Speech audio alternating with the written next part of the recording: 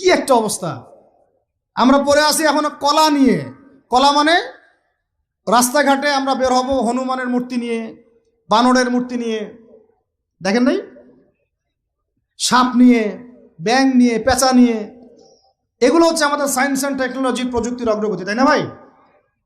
আজ পর্যন্ত আমরা কয়টা অ্যাপস তৈরি করতে পারলাম, কয়টা সফটওয়্যার তৈরি করতে পারলাম, কয়টা মিসাইল তৈরি করতে পারলাম।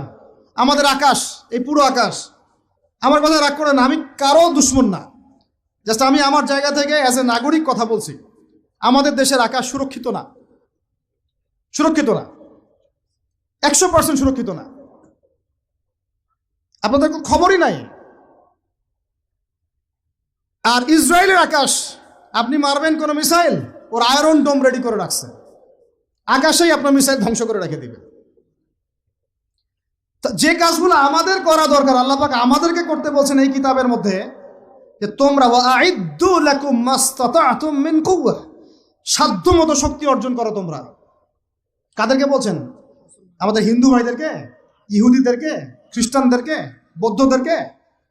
কিন্তু পুরো বিশ্বের হিন্দু ভাইরা, বৌদ্ধরা, ভাই বলছি আমি, আদম সন্তান তো তারা, নাকি? ওই সেন্সে বলছি আর কি। হিন্দু সম্প্রদায়, বৌদ্ধ সম্প্রদায়, চাইনিজদের বৌদ্ধ সম্প্রদায়, রাশিয়ান, আমেরিকান, ন্যাটোদের এই খ্রিস্টান সম্প্রদায়, ইহুদি সম্প্রদায়, ওরা সবাই এই আয়াতের উপর আমল করে দেখিয়ে দিয়েছে। আর আমরা বললাম পড়ে আছে কিসে ভাই? ওই যে আমিনটা জোরে হবে, নাচতে হবে। হাতটা আমি এখানে বাঁধবো না, এখানে বাঁধবো না, এইখানে বাঁধবো না, এইখানে বাঁধবো। আর কিছু মানুষের ওয়াজের টপিক এইগুলা, ওয়াজের টপিক এইগুলা, মানে ইখতলাফি মাসআলাগুলোকে নিয়ে বাহাস করতে চায়। আরে ভাই, যেগুলাতে ইখতলাফ আছে মাসআলায়, সেগুলো নিয়ে তো বাহাস হয় না। এটা তো ইখতলাফি মাসআলা, ফিকহি ইখতলাফি মাসআলা, এটারও দলিল আছে, দেখা যাবে এটারও দলিল আছে। কোনোটার খুব বেশি শক্ত, কোনোটার একটু কম, কোনোটা একটু জয়ীফ, কোনোটা একটু জাল, বা কোনোটা হাসান, বা কোনোটা মুতাওয়াতির পর্যায়ে, এরকমই হবে হয়তো। আমরা পড়ে আছি এইখানে। কিছু মানুষকে আমার এটা বুঝতে 10 বছর লাগছে।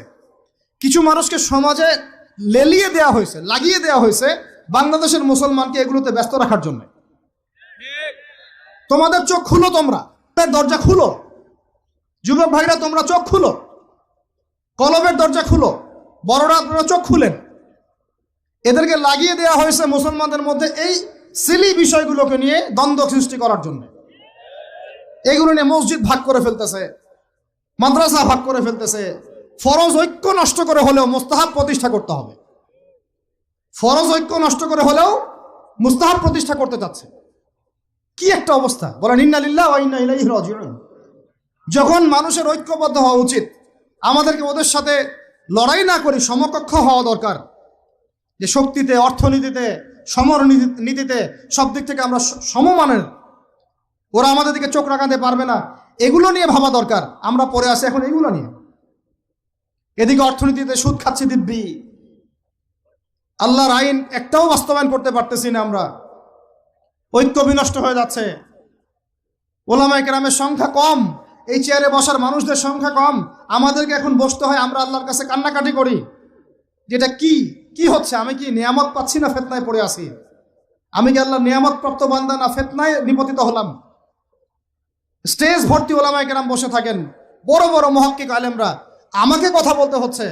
আমি নাদান নগণ্য বান্দা, তাহলে আমি কি ফিতনায় পড়ে আছি না আল্লাহ পাক আমাকে নিয়ামত দিয়েছেন? এটাই ভাবতে কুলকিনাটা পাচ্ছি না আমরা। এই চেয়ারগুলোতে আপনাদেরকে বসতে হবে না? শুধু কি আলেম ওলামারাই দায়িত্ব পালন করবেন? আপনাদেরকে পড়াশোনা করতে হবে না? আলেম তৈরি করতে হবে না? শিক্ষা নিচ্ছেন, প্রথমেই বললাম 20 বছর পড়তেছেন, কোরআনের বালাই নাই, হাদিসের বালাই নাই, নৈতিকতার বালাই নাই, মেয়েদের সাথে ফ্রি মিক্সিং, অ্যাফেয়ার্স, হারাম relation, PUBG, free fire, TikTok, এইগুলাই। তো এই জেনারেশনটাকে দিয়ে আমি কেমন করে দিন প্রতিষ্ঠার দিকে কথা বলতে পারি? আমার কথা রাগ করতেছে নাকি ভাই? আমি একটু কাঠখোট্টা মানুষ আর খোলামেলা কথা বলি, এটা আমার দোষ। তবে এই দোষটা নিয়ে আমি আল্লাহর পথে কাজ করতে চাই, কারণ সবসময় নরম নরম সুরের কথায় ওয়াজে কাজ হয় না। নরম নরম কথা বলার সময় শেষ হয়ে গেছে। এখন হক আর বাতিল স্পষ্ট করতে হবে, তবে হিকমার সাথে, প্রজ্ঞার সাথে। যে আয়াতে আমাদেরকে আল্লাহ পাক আমল করতে বলেছেন, সেই আয়াতে আমল করতেছে এখন সারা বিশ্বের ইহুদি শক্তি, খ্রিস্টান শক্তি, অন্যান্য শক্তিরা। আয়াতটা শুনেন, সূরা মাইদার মধ্যে আল্লাহ পাক বলছেন, যুবকরা শুনেন, আল্লাহ পাক বলছেন লাতাজিদান্না আশাদ্দান নাস আদাওয়াতাল লিল্লাযীনা আমানুল ইয়াহুদ ওয়াল্লাযীনা আশরাকু। এই আয়াত আপনারা নিতে পারবেন না আমি জানি। আল্লাহ পাক বলছেন, হে মুসলমানরা শুনো। আমরা তো মুসলমান নাকি? হে মুমিনরা শুনো। আগে শুনেছেন ইহুদি নাসারাদেরকে বন্ধুরূপে গ্রহণ করতে নিষেধ করা হয়েছে। আগে শুনেছেন ওরা একে অপরের বন্ধু। আগে শুনেছেন যে ওরা ততক্ষণ সন্তুষ্ট হবে না যতক্ষণ না তারা আপনাকে ওদের ধর্মের দীক্ষিত করছে। এবার আল্লাহ পাক বলছেন, মানুষের মধ্যে হে মুসলমানরা, তোমাদের সাথে যারা শত্রুতা করে, মানুষের মধ্যে তোমাদের সাথে সবচেয়ে বেশি শত্রুতা রাখে যারা, তারা হলো দুই শ্রেণীর মানুষ। কয় শ্রেণী? এক শ্রেণী হচ্ছে আল ইয়াহুদ, এক শ্রেণী ইহুদি, মানে ওই যে আমাদের বোনদেরকে ধর্ষণ করছে ফিলিস্তিনে, আমাদের ভাইদেরকে বোম মারছে যারা, বাচ্চাদেরকে বোম মারছে যারা, এরা তোমাদের সাথে সবচেয়ে বেশি শত্রুতা রাখে। আর এক শ্রেণী আছে ওয়াল্লাযীনা আশরাকু, ওয়াল্লাযীনা যারা শিরক করে, মুশরিক। আর আমাদের চারপাশে মুশরিকরা আছে না নাই? আমাদের একজন শ্রদ্ধেয় আলেম, আল্লাহ পাক তাকে নেখায়াত দারাজ করেন, দীর্ঘ নেখায়াত দারাজ করেন, উলামা সম্মেলনে বলেছিলেন যে ফিলিস্তিনের ভাইরা আক্রান্ত হলে এদিক ওদিকে যাওয়ার সুযোগ আছে, কমপক্ষে মিশর, জর্ডান ইত্যাদি তারা চেষ্টা করতে পারে। মুসলমানদের উপর যদি, বাংলাদেশের মুসলমানদের যদি আল্লাহ না করুক কখনো কোনো সমস্যা আসে, বাংলার মুসলমানরা যাবে কোথায়? চতুর্দিক থেকে বেষ্টিত আছে। দুই শ্রেণীর মানুষ তোমাদের সাথে সবচেয়ে বেশি শত্রুতা রাখে। কে বলেছেন?